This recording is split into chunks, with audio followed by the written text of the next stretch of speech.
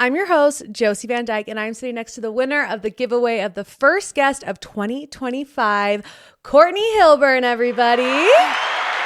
Hey. Welcome to Weekly Trash. Thanks so much for having me. I'm so excited you're here. I'm so honored to be here. It's like a dream. So excited you're the winner. Thanks. I want people to know that I didn't go and find you. I really did have a robot pick a couple, and then I went through the couple, and then I had them pick another couple. And so you were meant to be here. You were meant to sit in this chair. I am truly honored. Thanks to the robot. So, and you have quite a story. A lot of people, I feel like in Utah, it's a bubble. So I'm sure a lot of people listening know who you are. Yeah.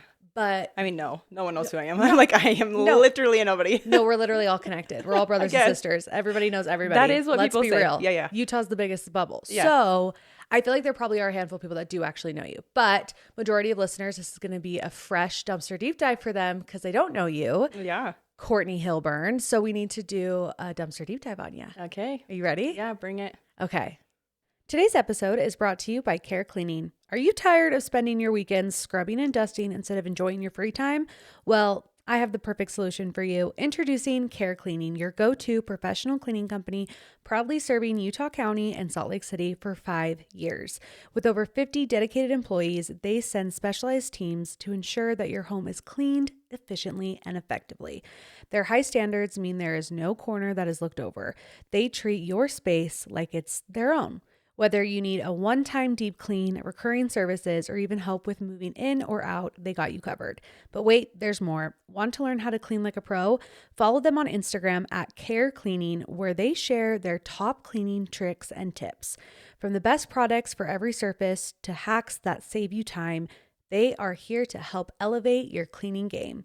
Plus, they offer their very own line of cleaning supplies, so you can keep your home sparkling clean just like they do. For more information about their services, you can email scheduling@carecleaning.com or go to their website at www.carecleaning.com. You can also follow them at Care Cleaning on Instagram.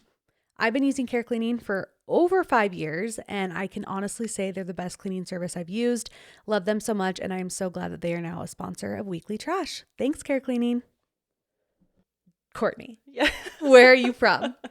I'm from Granite Bay, California, which is Northern California, kind of by Sacramento-ish area. And how did you end up in Utah? That's a great question. We just came here after school, after college. We just moved here because we were like, oh, that's a good idea. Wait, so your husband's also from California? Yeah, we're both from there. We've known each other since we were 7 years old. No way. Yeah. Pretty crazy. How, by being neighbors or school? So we had friends. Okay. Similar friends, acquaintances, all the things. And so we went to all the same birthday parties growing up, and it was a blast. But I wasn't in love with him at 7 years old. We just went to the same activities and all the same birthday parties. And then we ended up at the same high school. We were friends in high school. We were in the same class in high school, and then just wrote him on his mission. He served a mission for the church. And for the Church of Jesus Christ of Latter-day Saints. And then, we're from the same place, and here we are. So you guys didn't officially date in high school, or you did? No, we didn't. And then now you're married? Now we're married. Oh my gosh. It's kind of a wild ride. That's so fun. So do your parents know each other? Does his parents know your parents? Yeah. My mom's still in California. Okay. But his family all lives here now. But yeah, we just knew each other growing up. That's His dad was literally my seminary teacher. Wait, that's so fun because you have so much that you can talk about from the past. Oh, yes. We literally have the same past almost. Oh, yep. So fun. Okay, so you went to college, sounds like. What did you go to college for? Marriage and family. So checked that box. Oh, yeah. Did you want to be a therapist? Yeah, I did. Okay. And then I realized how much grad school was, and I was like, that is never going to happen in my future. No, that's a lot. Just not worth it. What'd your husband go to school for? Just business. Business, okay. Not just business. It's just business. Business. Business. It's real stuff. Yeah, it is. It's a good one. It's a good one. So in high school, what kind of student were you? Were you a good student? Were you goody-goody? Yeah, I've never done anything rebellious in my life until post-cancer. Okay. I can tell you some stories. Yeah. But I didn't do anything crazy. I was your by the book Mormon girl. Through and through. Through and through. So I just don't have a rebellious bone in my body. And so did you want to serve a mission at any point? Absolutely not. Oh, okay. No. I was like, we'll save that for the boys, but it's a boy job. I don't want to do that. No. But I just Yeah, no, I didn't do anything crazy. I was not an exciting teenager. Really? I TP'd people's houses. I mean, that's fun. What was the reason? What were they doing? Just for fun. Oh, for fun? Yeah. The only time I TP'd someone's house was like if they were messed up to my best friend and it was like a boy. No. It was just for fun. Just like, what are we going to do tonight? Oh, let's go buy toilet paper and waste it on someone's house. Like a random person's house? Or yeah. like, oh, yeah, I love it. I love that. That was my rebellion. That's your rebellious side. You could go to jail for that. So you can now. You're pretty rebellious, yes. actually. Actually, this is a funny story. Yes. We threw eggs at, not me. I did not. I will claim that till the day I die because I really didn't. Yeah. But my husband, I was with him, but we were in high school, so we weren't dating. He was hanging out of my sunroof in my good old Volvo, and he and some other people were throwing eggs. At other cars? No, just like in this neighborhood. We were just like driving around. Throwing eggs. I don't even know. I don't know. This was the stupidest thing. And then this guy came out of the house, and I was trying to drive away, and I didn't realize it was a cul-de-sac. Oh. And I drove it. You're like, we're escaping. Just kidding. Yeah. And so he was like, he got mad at us, and the cop showed up at my house. And I told my mom that I was at my husband's house watching a movie. And she was like, well, no, you're not, because the cops are at our house. And I was like, oh, okay, well, do I come home, or like, what do we do now? Oh my gosh. Okay, that's rebellious. That was my most rebellious thing I've ever done. But I wasn't throwing the things. I was just driving. So you're just the accomplice? Yeah, I guess. Just helping, but you weren't actually doing it. Yeah. Okay, so did you play any sports? Were you like moving active? on from the eggs? Yeah, moving on from the eggs. Did you play sports? Were you a dancer, cheerleader, soccer player, No. runner, football? I am like football. I don't know. For sure, flag football. Yeah. No, I am not a cheerleader or dancer. Okay. Could not be less coordinated in that realm. I did play tennis and soccer though. Okay. Yeah. Tennis and soccer. Yeah, those were my. And did you want to play those in college? I should have. Yeah. My parents wanted me to, my dad specifically wanted me to play tennis, and I was like, screw you, I'm not playing. So I didn't, but. You're like, okay, I'm doing what I want. Yeah. But in hindsight, I wish I would have. How many siblings do you have? There's 3 of us. Okay. So I'm the oldest, and then I have a brother that's 6 years younger than me, and then another brother that's 6 years younger than him. So we're all pretty spread apart. And the only girl. And I'm the only girl. Yeah. Only girl and the oldest. Yeah, I have the oldest child syndrome. Me too. Yeah. Me too. It's fun. A rough life. I'm gonna move this mic a little bit lower so I can see your face. There you go. Can you see me better? Yeah. Okay. Yeah. Okay, so growing up in California, did you ever think you would end up in Utah? No, I literally said my whole life, I will never live in Utah. I will never drive a minivan. I will never live in Utah. And here I am driving the most ghetto minivan in Utah. Like, what is my life? I don't even know. Wait, okay, so why were you like, I will never live in Utah when you lived in California? Had you been and visited and been like, those people are weird? Yes. Or what? Kind of. I mean, no offense, but kind of.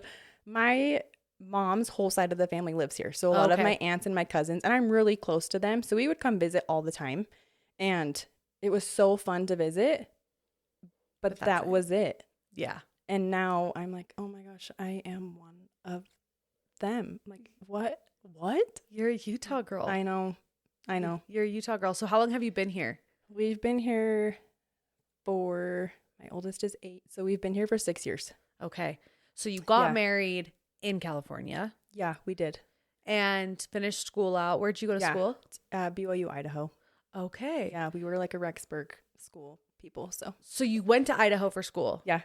Then moved back to California. We actually didn't. We just came right to Utah after he graduated. Okay. Yeah. So Idaho is basically like Utah. It's the same thing. Like, I feel like it's very, very similar. Yes. So you got a little taste and you're like, okay, let's move to Utah. Well, I don't even know. I didn't even really like Rexburg. I was there for so long because my husband took 2 more years to graduate after I had already graduated because I'm a year older than him. Anyway.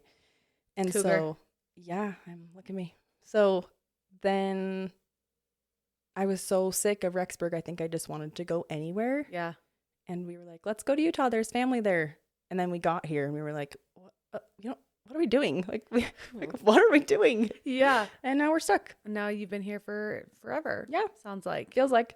Okay. And it is so great. I really do love so many things about it, but there is also some things where I'm like, what? Well, California and Utah, I mean, California has a beach and there's sun and there's not snow. Yes. And so I'm always like, yes. People who live in California, why would you move to Utah where it's cold and snowy. And couldn't tell you. California girls don't seem like they would like the Utah weather. I get depressed every winter. Yeah. Like, no exaggeration. Everyone does. Yes. I'm like, we need vitamin D. I guess I fit in here then. Yeah. You really do. I would have thought you were a Utah girl. No. But you're California, blonde hair, blue eyes. Yeah. I should have known. Should have known. It's okay. But it's okay because the Utah girls also have blonde hair and blue eyes. So it's tricky. Yeah. It's hard to catch them, you know? I know. So you go to school for marriage and family. Did you do anything with that degree after you graduated? Literally nothing. Nothing. I worked for a while managing apartment complexes. Okay. After I graduated, and I had my first when my husband was still in school. Okay. So we had our first when we were in Rexburg, and then I managed apartment complexes, and then we moved here.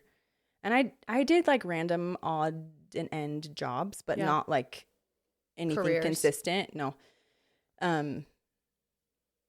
Yeah, Did you have like passions to do anything, or was like motherhood your passion? No, I just always wanted to be a mom so bad, and then I am now a mom, and I'm like, no, like I've got to find an outlet. Hence the sourdough bread. Yeah. She brought me freaking bread, you guys. She brought me bread. Like, are you kidding? I love her. Sourdough carbs don't count, so you just no, they really don't. They don't. It's good for your guts. You just eat the whole thing. I'm going to. Good. So I can't. And it was so beautiful too. You just did a great job. You did a great job. Careful. Just try it first. So you have 4 children. I do. Yep. Was 4, like, you said you always wanted to be a mom. Did you always want a lot of kids? No. I didn't. I came from a family of 3, and 3 was great. My husband came from a family of 4, and I think he also, like, he wanted 4 and I wanted 3. Yeah. So 4 was kind of like, it was an idea, but it was never, we can go into that later, but it was never a, let's have 4 kids. It was like, take them one at a time. Yeah. Then we kind of had them all at the same time. Yeah. Yeah. So, because you had your oldest. Yeah. Your husband finishes school, so you moved to Utah. Yep. And were you like, okay, I'm ready for number 2 and number 3? Yeah. So I took, what is that called? Clomid to get pregnant with my second. So I rarely have a period. Okay. Like, there's no such thing as TMI with me. So I don't have a period. And so my first, I was never on birth control. And so my first, I had not been on birth control for a year before we got pregnant with my first. And then my second, I just never had a period after my first. Were you like that in high school too? Yeah. I have like one a year. I'm just super, I don't know what's wrong with me. Yeah. It's kind of wild. So what am I saying? So I had my first, took Clomid to have my second. And so I just naturally didn't think to go on birth control because I was like, oh, well, it took us a year to get pregnant. And then I had to take Clomid. So my third, I wasn't thinking, I don't know. I just didn't think you would get pregnant. So no, I literally didn't. But joke's on me because when my second was 4 months old, barely 4 months old, I got pregnant with my third. And that was a ride. That was a ride. Yeah. Yeah. And it was during COVID. And so it was just a mess.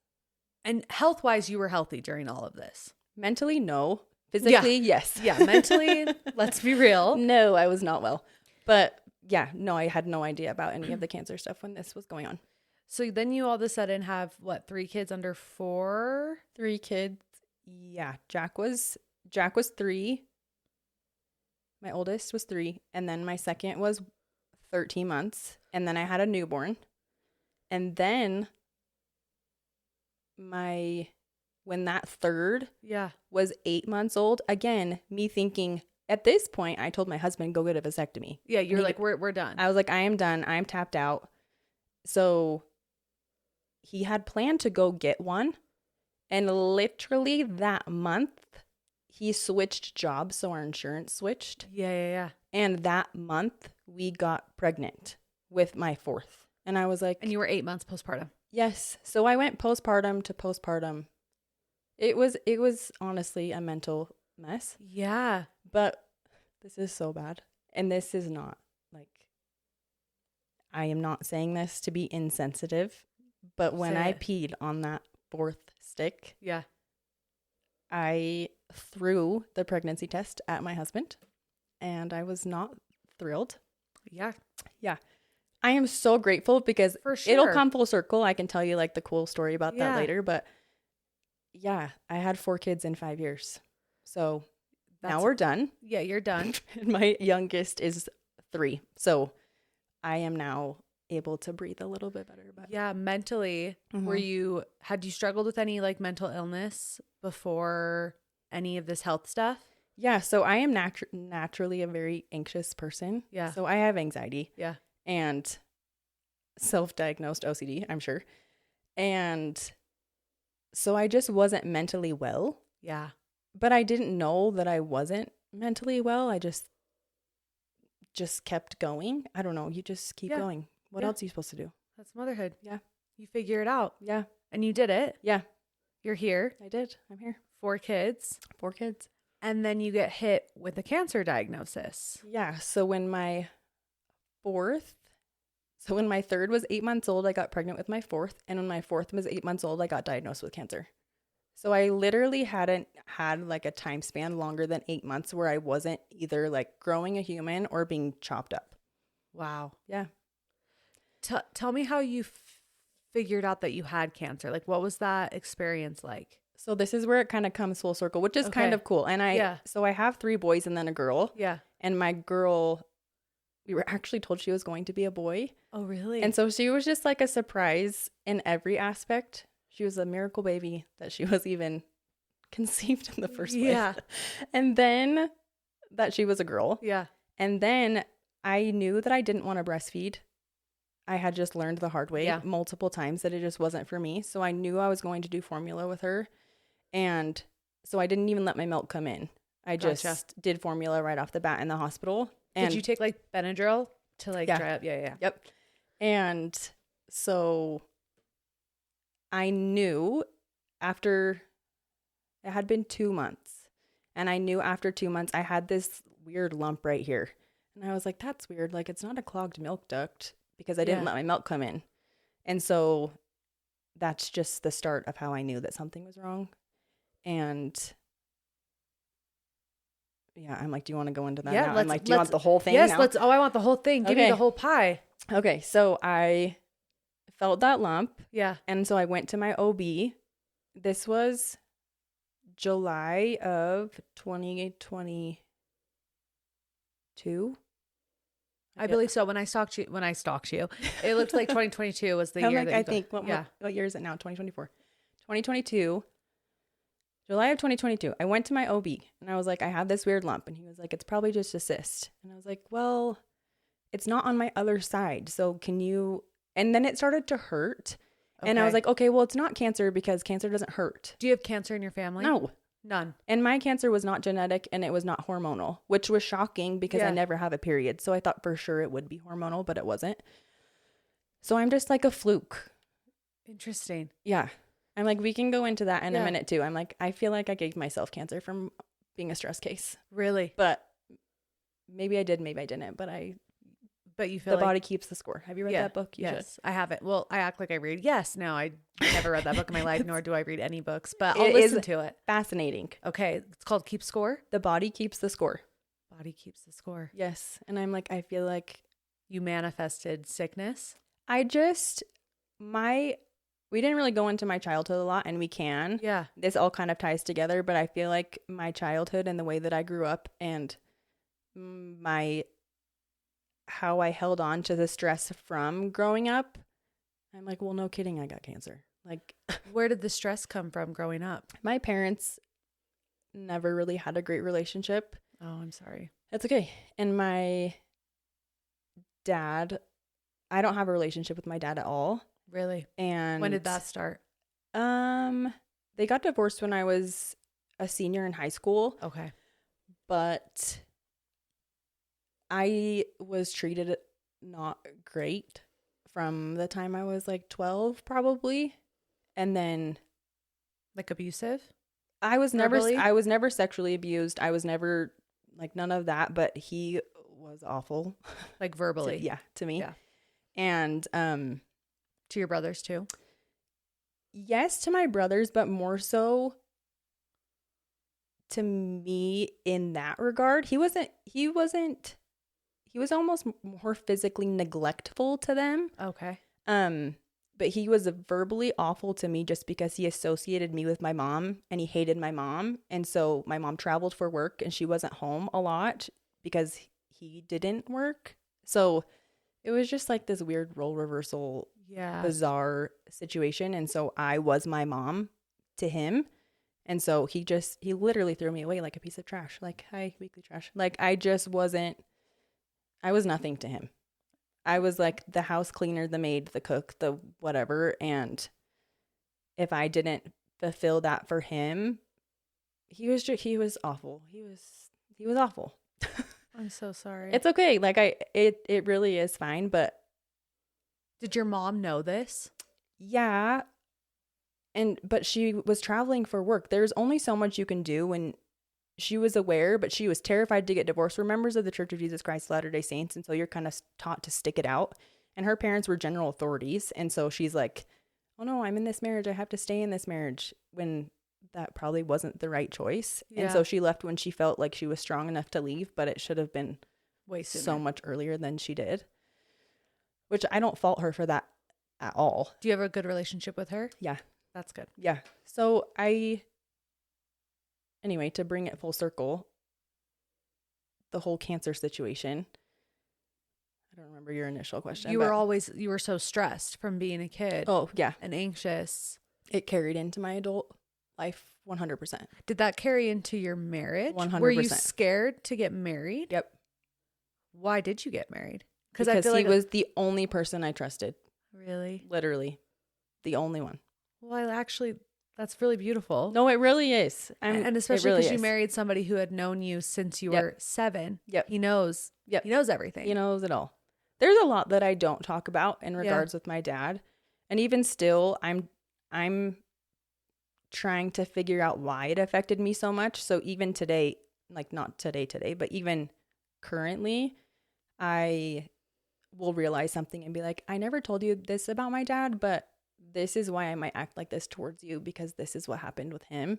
And cancer really brought up a whole, I'm sure, slew of a lot of different stuff. But well, and I feel like when you have a dad like that and you see a relationship like your parents, it makes you skeptical of like, can you have a healthy relationship? Yeah. Am I just going to be this wife that cooks and cleans? Yeah. And it sounded like you did go straight to motherhood. Yeah.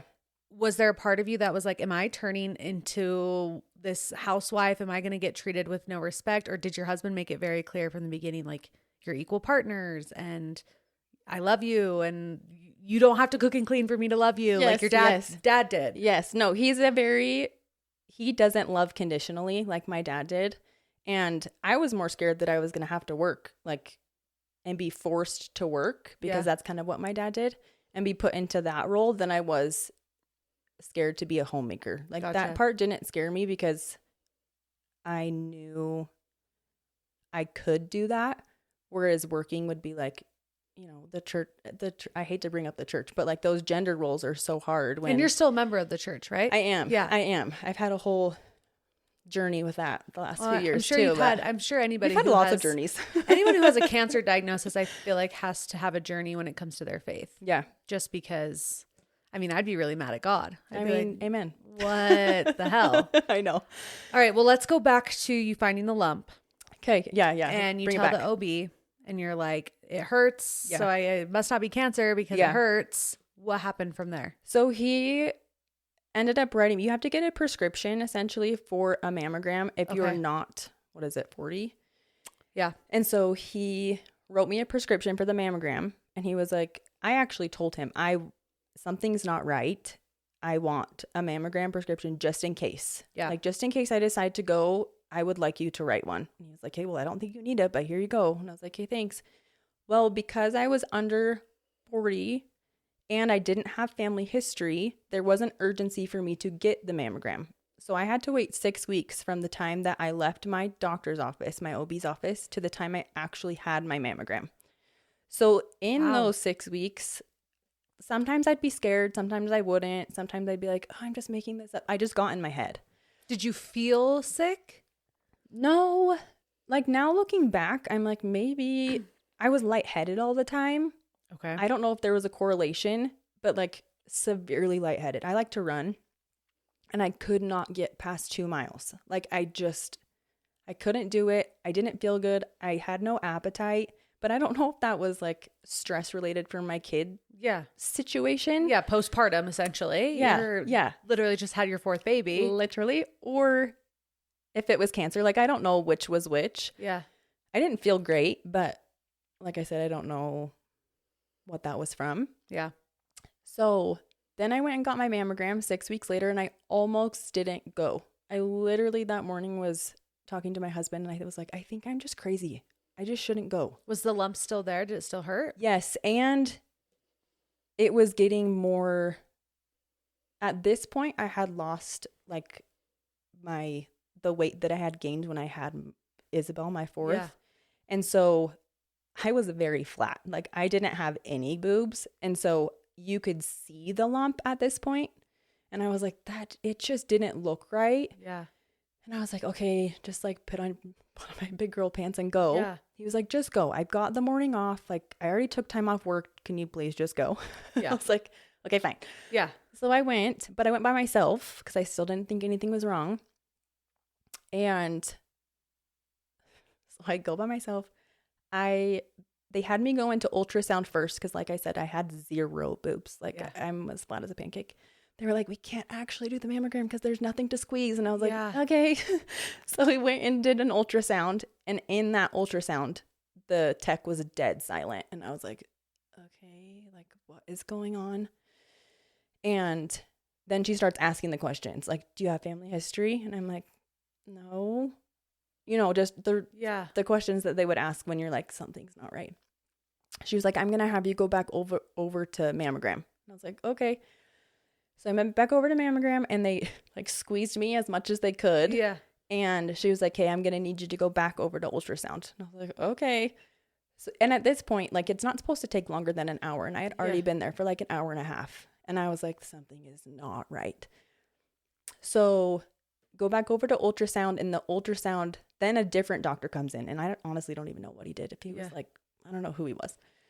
So then he starts doing the ultrasound, and he's like, we're going to need to do a biopsy. And I was like, in a few days? He's like, no, like right now. I was like, oh, okay. So I just like lay my arms out, and they cut me open and take tissue of that spot. Like, they just like numbed you. Yep, and just like right then and there. So in the meantime, I'm like calling Chad, like, you're going to need to stay home from work all day. Like, I don't really know what to do. Like, find something to do. Yeah. Someone to take the kids. Like, I don't know what's going on. And then at that point, I don't even know. They just like stitched me back up, and it was a Thursday. Okay. And they were like, okay, well, you have cancer, but we don't actually like know how bad and can't really give you the results of what kind or what type or anything until we get your results back on Monday. And I was like, they knew it was cancer. Yes. And they literally sent me away, and they were like, you have cancer, but we don't know what kind. So we'll call you on Monday. And I was like, that's it? I just leave? Like, I'm just supposed to go home and carry on with my life? Like, am I dying? I had no idea. And so those 4 days were hell, because I just came home and cried for 4 days because I have these 4 tiny kids. Because how old? Your youngest was, what, 8 months old? 8 months old. And I didn't even know what to think or what to do. I was like, okay, well, do we talk about you getting remarried? Like, what kind of conversations do we even have? Do we just go to Disneyland? Like, what do we do? Yeah. So that was wild. Who else? Obviously you tell your husband immediately. Who else did you tell that you got a cancer diagnosis? I called my mom. Okay. And I was like, so I have cancer. But I don't know which kind. I know nothing except for I have cancer, breast cancer. Like, so do you want to come? Like, I don't know what to do. I didn't know what to do. So your mom, your husband. Yeah, I'm like, who else did I tell? My husband's family lives close, so we told them. And then my best friend growing up, her name is Jordan, and she's currently fighting stomach cancer. And she is very, very active in the church, very just like in tune with herself and her spirituality. And she literally was at my house when I got home. And I was like, what are you doing here? And she was like, I just knew it was going to be positive, so I just showed up. And I was like, okay. thanks for being here. She is a saint of a human. Oh my goodness. And so she was there. My husband's family was there. My sister-in-law was there because she's my neighbor. And then my husband. So those were like, and my mom. And so for 4 days, you just sat on that information. Yeah. And they called you on Monday and had you come back? Yeah. So they called me on Monday and they were like, well, we have your results. And luckily, truthfully, I had the best case scenario. Okay. It was like stage 0. It's called ductal carcinoma. Okay. So it's like the cancer was inside a toilet paper roll, basically. And it hadn't left the toilet paper roll yet. Okay. So it was encapsulated. So they could go in and they could take it out very easily. But in between the time of my diagnosis and when I ended up getting surgery and all of that, they had to make sure that my margins were, I'm like, I don't know how to say this in like medical terminology, but they had to make sure that my margins were okay, because if it had left the ducts at all, then I would have had to do chemo. So I didn't actually have to do chemo. Really? That's good. It was a miracle, truly a miracle. It was within like a millimeter of leaving my ducts. And had it left, like I cut my hair, like I did the whole thing, because I was like, okay, here we go. Because I had to get another biopsy. I had to get an MRI. I had to get, what else did they do? They had to do a few more things to make sure that it hadn't left my ducts. So that was like a 3-month time span of trying to figure that out. Yeah. July. Maybe it was 2. It was 2 months. And then the time frame is also, I'm like, what even happened? I don't even know. Because you got a double mastectomy. Yeah, I did. So I had a double mastectomy. I found out I didn't have to do chemo. And then I was scheduled for surgery a week later. Okay. So it was either start chemo in January or get surgery in September. And so I ended up getting a double mastectomy in September on my oldest's first day of kindergarten. And that was traumatic because he had never gone to school. And I was like, okay, bye. Have fun at school. Love you. I won't be here when you get home. So that's so sad. Have the best day. I'll be in surgery. And your youngest is not even a year yet, or was she a year at this point? No, it was September. So she was 11 months. Oh my goodness. Yeah. Wild. And so health-wise, how are you feeling during this? Fine. At this point I had a diagnosis and I was like, okay, like it's going to be fine. Were you on any meds that made you maybe tired or? No, I really got the best case scenario. Okay. I didn't have to take any meds. I didn't have to do chemo because it wasn't hormonal and it wasn't it wasn't hormonal and it wasn't genetic. So there was nothing I could do to prevent it from growing further. Gotcha. It was just poofed into my body and then cut out. So you get the double mastectomy. Did you get reconstruction or not yet? You have? I did. So I had a double mastectomy in September of 2022. And then you have to wait. Again, the timing, I just don't even, it was a blur. Yeah, 2020, double mastectomy in 2022. And then I had to wait. Oh, and then I did radiation. I forgot I did that. Okay.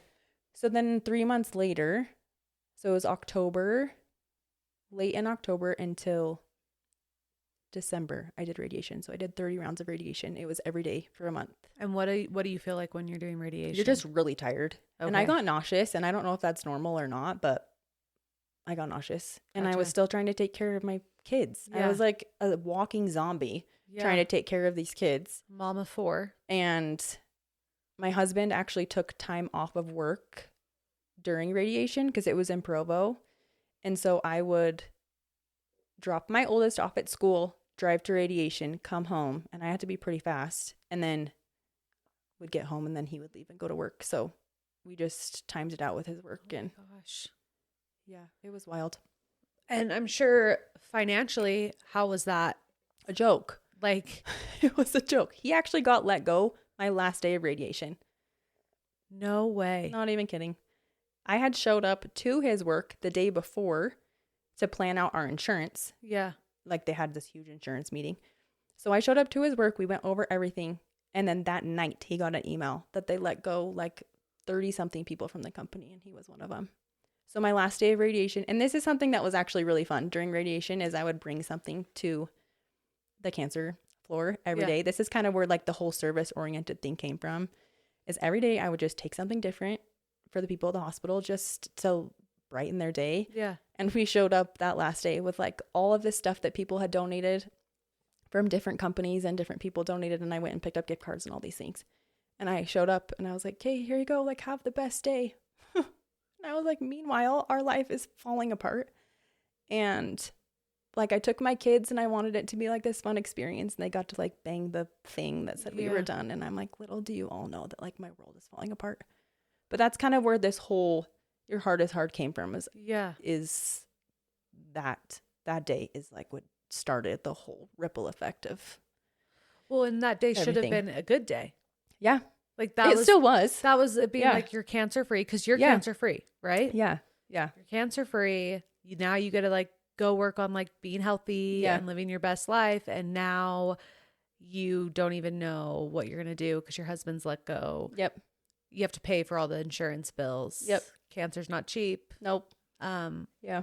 It was wild. I think that's what people and you don't know until you go through something, right? But I think cancer was the catalyst for the next 2 years of my life being frankly an absolute shit show. Like, it was, post-cancer has been so much harder than getting through the physical itself, because when it's physical or when you're tired, like whatever it is, right? Being a mom, you're like, no, just put your head down. You just get through it, right? And then after, the dust settles and you're left with everything else. And that's been so much harder than like chop my boobs off any day. Yeah. Like, I don't care. Cut me open. But the after effects of it have been so hard. It's been wonderful. And there have been so many amazing experiences. And I think that's what I've learned too, is gratitude and hard can coexist. And that's okay too. But yeah, the after was just, because it affects everything. And it doesn't have to be cancer. Just anything hard affects your relationships and your marriage and your finances. And the list goes on and on and on. It affects your kids. It affects your mental state. It affects so many different things. And replace cancer with whatever you want. It's just whatever hard thing you're going through just affects everything, every aspect of your life. What was your guys' game plan right off the bat when he got let go? Find a job. Like, we had never. Did he find one? He did, but he's in tech. Okay. And so it was just not a great industry at the time.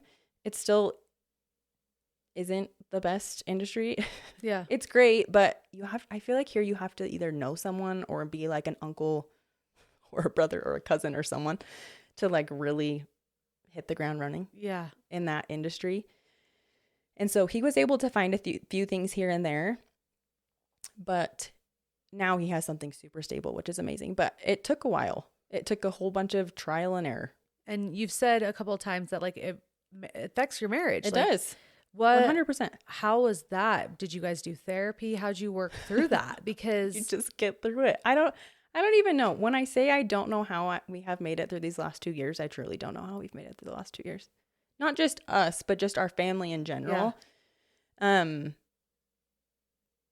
It just takes a lot of work. It takes a lot of communication. It takes patience on both ends. I'm like, bless his heart, has had to be so patient, especially with my childhood stuff. I had a lot of that come back up during my cancer stuff. The feeling of being a burden, of being abandoned. And I'm not trying to use those words lightly. Yeah. No. And I think a lot of people can relate to those feelings too. It's not just cancer. It's just people often have those feelings as well. Like, and him having to deal with that version of me was really hard for him. And bless his heart. Like, bless his heart. Did you tell your dad you had cancer? Did he know you had cancer? So we actually haven't talked after my first was born. He's 8. Yeah. We haven't really talked since then. That was kind of the line that I drew, because he does not deserve to be in my kids' lives. Yeah. And so, like, they're too good for him. Yeah. And So that was kind of like the line. Thanks. I went to lunch with him last year for the first time, and it was the closure that I needed to be like, I really don't need you. Like, we're taught to forgive in the church, and we're taught to like make amends and do all these things and, you know, be the bigger person. And he was so mean to me for so many years because I wouldn't forgive him for the way that I was treated. In that lunch experience that we had, I was like, I don't feel bad anymore. Like, I had to do what was best for me, and I did. Yeah. So what was your question? I don't even know. Did he, so he knew you had cancer? Yeah, he did know, but did he reach out or do anything? No. So and it was a lot of stuff like that had happened in my cancer experience. Like, you learn who your people are. Yeah. And you also learn that some people aren't okay with hard things. And that's a really, really hard pill to swallow. That some people just don't know how to help people in their heart. And I think that's where I wanted to make the change going forward, was if I can learn anything and then I can be there for people going forward, like, that's what I'm going to do. Yeah. So I wanted to make this experience of all of that something positive going forward, because I don't ever want anyone to feel like I felt like in those last 2 years, whether it's faith, whether it's family, whether it's feeling isolated, feeling alone, feeling not good enough. Like, there's so many different emotions that people feel, and we're not alone in those feelings. And I just want people to feel like they have a safe place if they ever feel any of those things. Yeah. Do you feel like a lot of the last 2 years stems from these feelings of your inner child, or how you felt as a kid coming out? Is that where it really stems from? Yeah. Yeah. What have you done, other than, obviously you went to lunch and you got closure, but what other things have you done to really heal, as people say, your inner child? I tried going to therapy for a while, but it just wasn't a good fit. If you've been to therapy, you know, you kind of have to find the right one. Yeah. It's like dating. Yeah, truly. And we broke up. So it was a good ride, but yeah. And he was really helpful for the time, but just not what I needed long term. Literally like a breakup. Yeah, literally. But I don't know if I've really done anything except for just validating myself. Yeah. I have never really been a confident person. And I think what I've done is just be able to realize what I have gone through is hard. Like, it is. And just being able to say that is a big deal, because I am often told, like, that's why I say your heart is hard, because I'm like, you don't know what it's like until you have been in that actual seat. And if you haven't been there, then you don't know how you would act. You don't know what you would say. You don't know how you would respond. You don't know any of those things until you've been in that position. So I've also learned to withhold judgment. I'm like, it's not worth it. Yeah. It is not worth it. So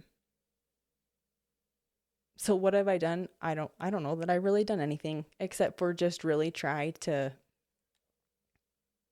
be present with my feelings, because usually I just shove them down. And now I need to go get on Zoloft probably. So you're not on anything? No. And nothing. And I've tried to, like, you know, heal all the things. And I'm like, no, I need some pills, please. So I might need a little, because I need help. Because you keep saying like these last 2 years. So where are you now, like, mentally, like today? I mean, you're saying you need Zoloft. Yeah, no, I do. I took it after I had my first. Okay. And so I know what that feels like. And I've tried so hard. But like I said, the dust has now settled. Yeah. And I'm like, oh, I still need some help. I need some help. Like, these vitamins are great. Yeah. The greens. Yes.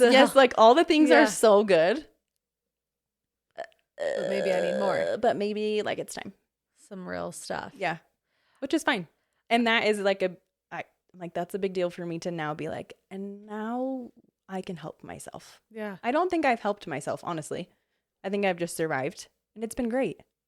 It's been so great. Like, don't get me wrong. There have been so many amazing things that have happened in this whole process, but it's also been very eye-opening. Yeah. So, well, and I think a lot of people can look at you and think, oh my gosh, like she had cancer, she overcome it, everything's great now. And you've made it clear, like the cancer wasn't even the hard part. No, it wasn't. Like it really wasn't. There's so much that comes after the storm that Yeah. you have to clean up and figure out that Yep. makes it 10 times harder. Yep. And I had said earlier how faith-wise, like if I got cancer, I'd be really upset with God. And you Yeah. kind of were like, oh, Yeah.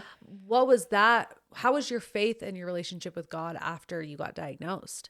Well, not great. Yeah. Yeah. Like, valid. if you want a funny story, like I said, I've been kind of a goody two-shoes my whole life. Yeah.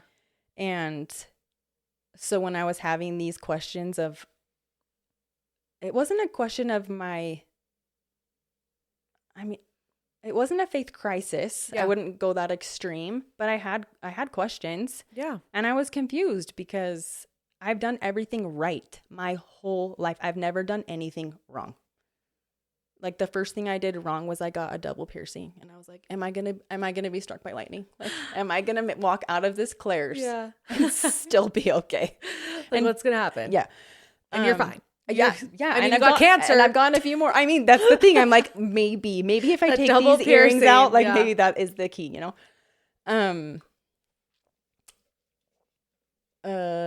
Funny Yeah. story. You were rebellious. I know. I'm like, get me back on track. You were on Get me a back on train of track. thought. Rebellious. The most rebellious thing you did was pierce your ears. Yes, but Funny story. your question was Faith. and how it was affected. Yes. I took a break. Yeah. I'm like, I just took a break because whenever I would go, I just felt like it was a slap in the face. Like, great job for being so righteous, and here's your life. Here's your life falling apart. I'm like, oh, thanks so much for that. Yeah. Like, that was rude. So I just took a break, and some people might not agree with that. I know a lot of people don't agree with that, but that's what I needed for the time being. And I was told a lot, just have faith, just have faith, just have faith. And I was like, okay, but screw faith right now. Okay. Like, faith doesn't make any of this go away. It might help me, but all I had was a hope. And then I felt like that hope wasn't good enough because it wasn't faith. And I just was in this weird predicament of, then what do I believe? What do I do? Like, what? I didn't even know what to do. Yeah. So I just stopped going. Like We just won't go for a minute. Yeah. And it was fine. It was great. It was what I needed. So what made you start going again? I felt like my family needed more than what I was giving them. Even when you left, did you still believe in God? Like, I still do. And this is funny. I took a weed gummy. Yeah. After I had my double mastectomy. I was so anxious. So anxious. And I still am. I still have that constant fear of like, will it come back? Like, Yeah. that part of it is really hard to like live in the moment. Because I want to enjoy what I have while I can still have it. And also not fear. What happens if in 5 years it comes back? Anyway, Yeah. I took a weed gummy. And it was not a great experience. Yeah, the first time usually isn't. Yeah.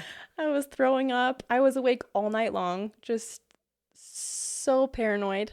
But my husband has dabbled. Okay. And so it was almost like this weird therapy session. And he was sitting on the bed next to me. He was like asking me questions. Yeah. And this is when I knew I like wasn't well. Yeah. He was like, and I have a picture of Jesus right by my bed. Yeah. And he was like, see that guy right there? And I'm like, as high as can be. I'm like, I have and I only ate half of a gummy. Okay. And I'm like throwing up. I am not, no one knows I did this, but I did. Surprise, everyone. Surprise. And he was like, see that guy right there? See that? Who is that? And I was like, Jesus. He was like, do you like him? And I was like, not right now. Like, I'm upset. I'm mad. Yeah. I was like, not right now. And he was like, well, do you think you'll ever love him again? And I was like, well, I really do love him, but I'm just so mad at him. Yeah. I'm just so mad. And so, but I really do know that I believe in a greater plan. I believe that there is a God out there who loves us and really does care for us and puts people or puts situations in our lives to ultimately help us. Do I think that they're contingent upon our choices? Not anymore. You know how you're like conditional choice. I'm like, I don't think that that's the case. I think just some people are dealt a really hard hand, and I don't think that is contingent upon people's choices as much as I used to. So there's just different perspectives that I have now, and I think cancer or life, I'm like, take your pick. Yeah. You're going to learn those things, and I don't think you have to have cancer to learn them. I think it's just life experience. Agreed. Yeah. Life can be hard. It can. And it's hard for everyone. Yeah. Everyone's got something. Everyone does. And that's kind of your whole, because your Instagram page, in your bio, it's remind me your heart is hard. Your heart is hard. Yep. Yeah. I'm like, it can be kids, it can be family, it can be finances, it can be you literally have to go out in the snow to fill up your gas tank because listen, that is hard. Okay. It's not very fun. No, it's not. It's cold. Yeah. So I'm like, it doesn't have to be anything crazy. It could just be you don't want to make dinner that night and you're so overwhelmed being a mom. That's hard. And that's okay. If that's hard for you, that's okay. And I think we just need to give ourselves more credit. Sorry to interrupt, but today's episode is brought to you by Spearmint Love. You guys know how much I love Spearmint Love and all their fun prints and designs. But this season, Spearmint Love has everything you need to make Christmas extra special with their huge selection of adorable holiday outfits and prints. This year, they introduced not only matching mom and child lounge sets, but also matching mom and mini oversized knit sweaters. I could die. So freaking cute, cozy, and oversized. Perfect for chilly days and festive family photos. The lounge sets come in sizes 0 to 3 month to 12 years old for your babies or older siblings. And then for women, the sizes go from extra small to 3XL. So there's something for everyone. Spearmint Love isn't just another baby boutique. It's a trusted name in the baby space, known for its own exclusive collections, which I love, and a huge selection of high-quality baby essentials and holiday outfits. From their headquarters in sunny Arizona, they offer fast shipping to get your Christmas favorites to you on time. Now, we all know it's Christmas season. You're trying to get those matching jammies. You're trying to find out those cute fits. Head on over to spearmintlove.com and use code WEEKLYTRASH for an exclusive 25% off your order. That's right, spearmintlove.com and use code WEEKLYTRASH for 25% off your order. And thank you, Spearmint Love, for sponsoring today's episode. For what we're going through in our lives. It doesn't have to be cancer. It doesn't have to be job loss. It doesn't have to be traumatic experiences. It can just be like, I literally don't want to get out of bed today. Yeah. And that is hard. And that's okay. That is totally fine. And I think a lot of people listening need to hear that because it's okay that life can be hard and it's okay. And it's okay that you think it's hard. Yes. It's okay. Yeah. And give yourself some credit. What you're going through is so valid. So valid. Like, you don't want to make dinner tonight. That's really hard. It is. It really, making dinner is freaking hard. And you made bread. But trust me, sourdough really is easier than making dinner. Just trying to tell me sourdough's easy to make? It is. I'm about to change your life. I don't know about that. If you can make spaghetti, you can make sourdough. Okay. All right. Spaghetti's harder than sourdough. So what's next for you, Courtney? Like, what do you see for yourself in 2025? Because this episode does release on January 2nd, new year, new Courtney. Like, I love it. What are the goals and aspirations that you have for yourself in this next year? I have no idea. Like, survive? Get on Zoloft. I'm hoping to not just survive. Yeah. I feel like I want to thrive. Yes. That was my goal last year. Okay. And then like life didn't go according to plan. So maybe I'll just carry that over. Okay. Like, instead of surviving, I'm going to thrive. Yes. We're just going to take that from 2024 and move it to 2025. Yeah. Yeah. 2024 was like you just like prepping. It wasn't the real thing yet. Yeah. Now it's really going to happen, you know? Yeah. Yeah. I love that. Yeah. I'm excited. We're going to see it. Yeah. I don't know what that means.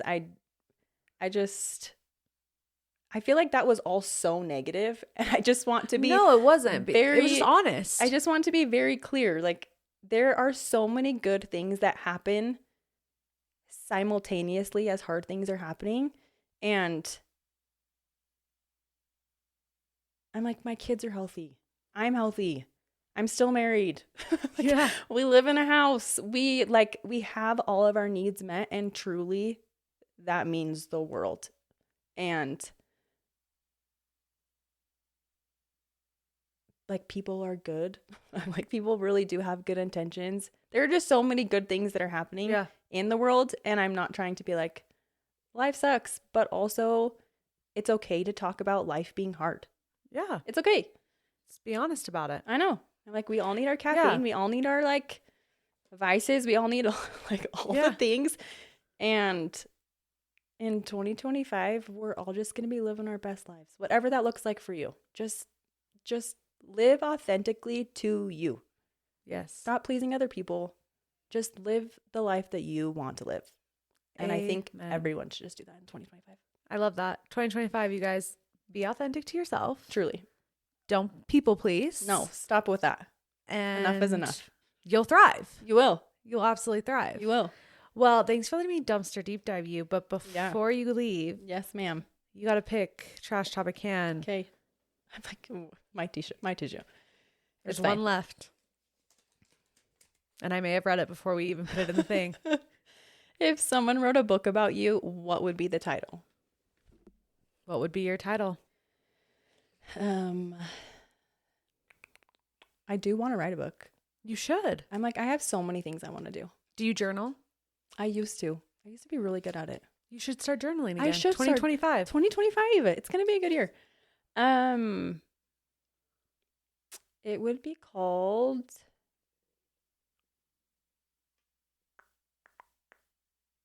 Your Heart is Hard? No, literally. Okay, want to know?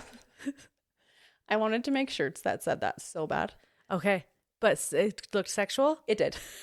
And I was like, I feel like this is not a good idea. Your heart is hard. I need to come up with something else. So I've had a few ideas since then. Okay. So that really probably would be my book title, but I'd have to maybe put that on the back, like in small writing. Okay, yeah. And then the title would be something like Surviving Your Hard. Thriving and Hard. Thriving, surviving, be vulnerable, be authentic. I'm like all of the things. Mantras during the hard. Actually, when I was younger, in high school, after college, I had a blog called Positively Contagious. Oh, that would be, you should bring it back. 2025. 2025. Wow, I have so many things to do. I think that's what I would call it. Positively Contagious. Okay, so you started that before you got married or after?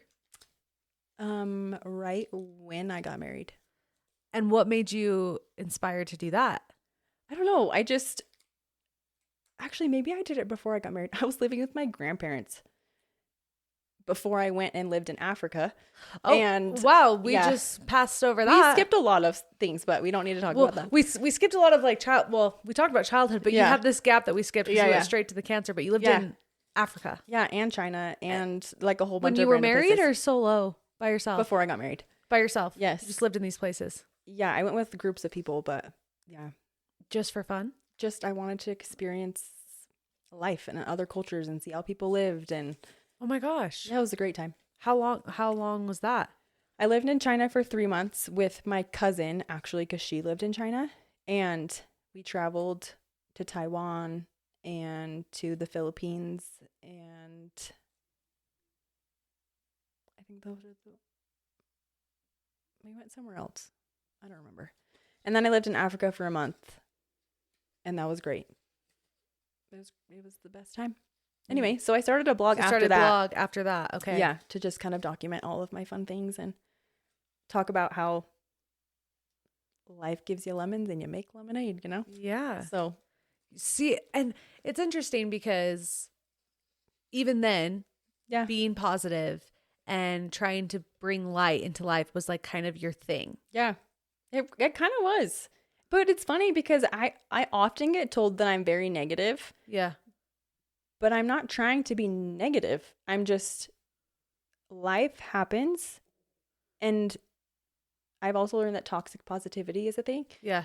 And I'm not trying to have a negative outlook. I'm trying to say hard things can happen and it's okay to talk about hard things. And what can we do to to learn and to show up for people in their hard things? So I'm not trying to be a Debbie Downer. Yeah.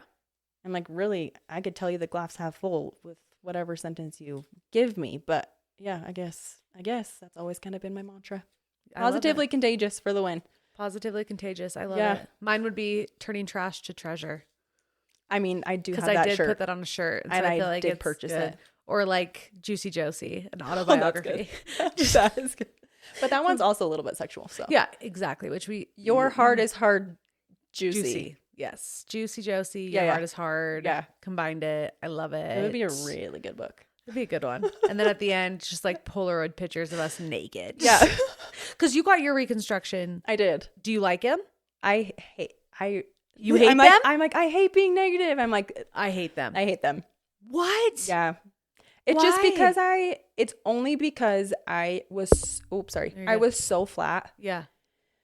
I didn't want them to look like tennis balls. Yeah. And I literally have tennis balls strapped to my chest. I'll show you after. I can't wait. Yeah. I can't wait. Yeah. You guys are going to be so jealous. Yeah, We're going to show each other I don't have nipples either, so. You don't have nipples? Oh my gosh, I'm so excited to see. I know, it's wild. Wait, that means that you could post it on the internet. 100%. I literally have, if you go back in my feed a little bit, I didn't post a lot about my cancer stuff. I should have. Like, in hindsight, I'm like, what was I thinking? But, yeah, I'm like, I could technically pose nude for you and it would not be porn. So you're welcome. So I know you can get like tattooed nipples. Yeah, you can. Do you not want to do any of that? No, my scars are just so ugly. I'm like, why would I want like a nipple over a scar? Then it's just like this weird. Could they make it look? Scar. Could they make the nipple look like a scar? I guess I'll have to see what your titties look like. You could. I'll show you my titties after too. Yeah, great. I'm like, you are going to get them done. So yeah, I am. It's actually appropriate for us to be doing this. Yeah. Well, because like I just need. Now we're just talking about titties. Okay. But I think I said this in a solo, but I think I'm just gonna do a fat transfer because I don't want like the implant look. I should have, in hindsight, I wish I would have done that. And I was supposed to get a fat transfer when I did my reconstruction. Yeah. But I couldn't recover from it with my kids and I didn't have enough help to be able to do it. So I opted out of that part. And in hindsight, I wish I would have just done it. But I don't know what I couldn't do it with my kids. Yeah. So. Well, can't wait to see them. Yeah, you guys are jealous. Yeah. Thank you so much for coming to Weekly Trash. Always. This was Thanks so much fun. Everyone go follow Courtney. What's your Instagram handle? Is it just Courtney Hilburn? It's Court_Hilbs. You said Hilburn. Is it? It's Hilburn, but Hilburn. It's okay. Gosh. It's a burning hill. Did I say Hillsburn when I? No, you didn't. Oh my gosh. No, why did I just say Hillsburn right now? Then what is my brain? It's fine. Oh my gosh, it's fine. Hilburn. But it's Court. Hilburn. It's Court_Hilbs. Hilbs. Okay, that's where the S was getting me. Hilbs. And I'm much more positive on there. I just seriously feel like I was just so negative. You were not negative. No, I'm like, this is my toxic, like people pleasing self coming out. You were not negative. It was great. Thank you so much for coming. Always. I hope you guys have the best week and the best 2025. We love you and we love you. And don't forget to take out your trash. Bye. Bye.